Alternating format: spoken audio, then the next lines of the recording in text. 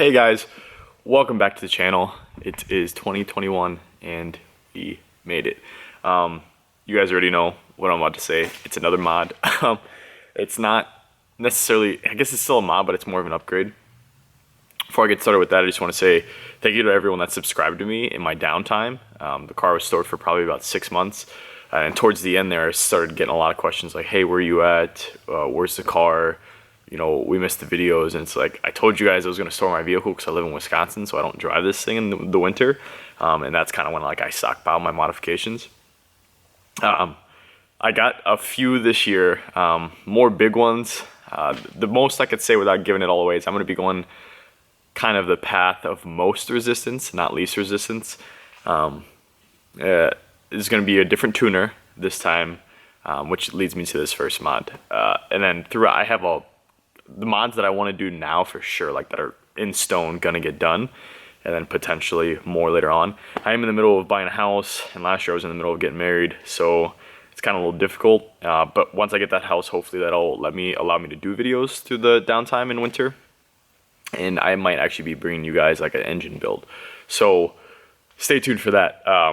If you don't know me, my name's Corey, aka Mr. Manage. Thank you for visiting the channel. Hit the subscribe button so I can keep growing, making videos like this, and let's just get right to this mod. So, it is from Glow Shift, and again, it's more of like an upgrade, and I'll explain why in a second. So, as you guys know, I had a wideband gauge. So this time, I simply got I had an analog before. This is a digital one. If I can get it out, sorry. So, it's gonna be kind of tough to see. But I had to just get the gauge. Sorry, I know the camera's not on anything. I had to just get the gauge, so I don't know if you're gonna be able to see it in the light. But it's a digital wideband, and it's got like the little light on the top that says like optimal, lean, or rich. And you guys are probably like, hey, why did you get a digital? I personally like the look of an analog gauge. It just looks classic to me, so I prefer that. But with being tuned, or getting a new tune, it will be remote, so I'm gonna have to be as accurate as I can. The tuner's not gonna have his own wideband, so if I can possibly send a video of this, a video of the RPMs or me accelerating with the wideband, that might help. So I am gonna get this in. I couldn't find this on Glow Shift, by the way. So if you're looking for a different face, you can. This is directly swappable with the wideband that I have now, which was like 164 bucks. I could put the link to that in the description, or the link to this digital one, but you can't. I can't give you the price for just the face is $45 for just the gauge with nothing else.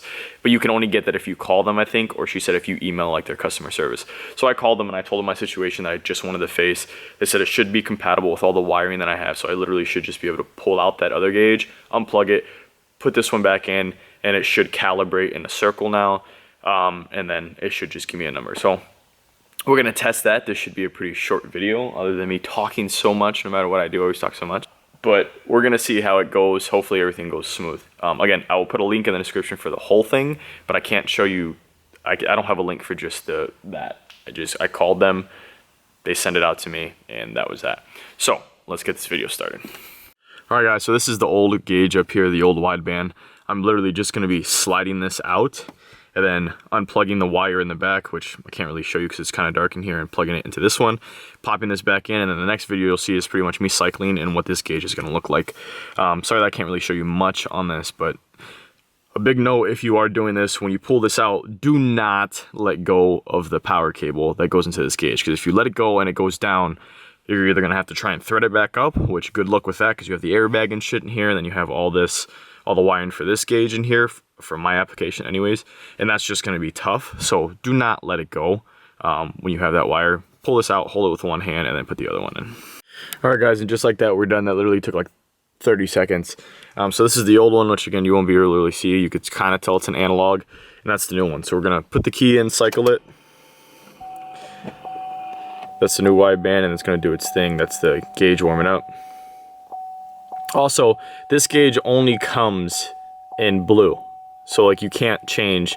They have other digital ones but they don't have this little ring that goes around like where this red line is. And you could change those colors, but this one with this, I believe, only comes in with the blue LED and also has a white face. This is a tinted one. So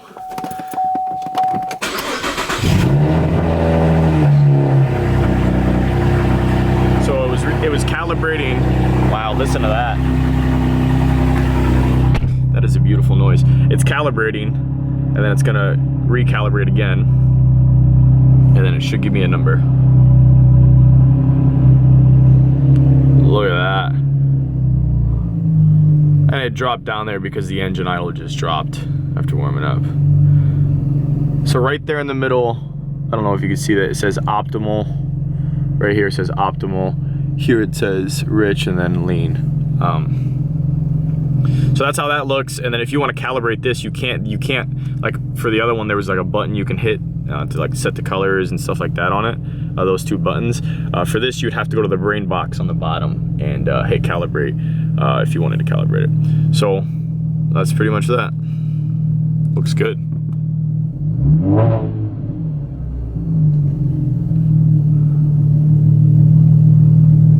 Just wanted to give you guys a from inside the cabin type of look.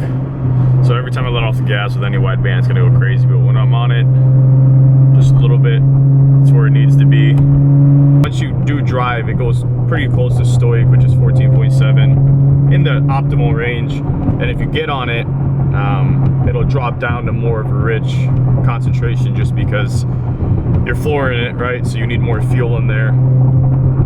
So that's just normal. And you see that I don't like the dyno graphs. See how it went to 12 there? Hey guys, so sorry that was a little bit kind of shaky in there. I was trying to drive a stick shift obviously and hold the camera at the same time. So it definitely seems just as accurate as the other one. Always within the 14 range, just like my dyno graph, and when you floor it and you're in wide open throttle, it drops down. I do like the way this gauge looks. It's pretty smooth, so that's pretty exciting. I took her for a little bit of a drive after the last video and had some fun with the Hemi. Not gonna say anything else about that. But anyways, I will see you guys for the next video. And before I go, the goal for this year, subscriber wise, is gonna be 1,500. So I know usually like I go by the hundreds. My goal has always been the triple, being 500 that year, last year, and then the goal is to get 1,500 this year, and then the year after that 4,500, and then just keep tripling hopefully.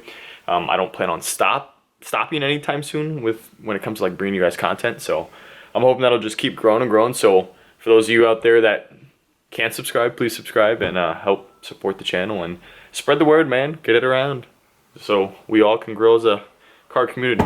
All right, anyways, thank you guys, and I'll see you for the next video. Bye. Fire spreading all around my room. My world's so bright, it's hard to breathe, but that's alright. Hush.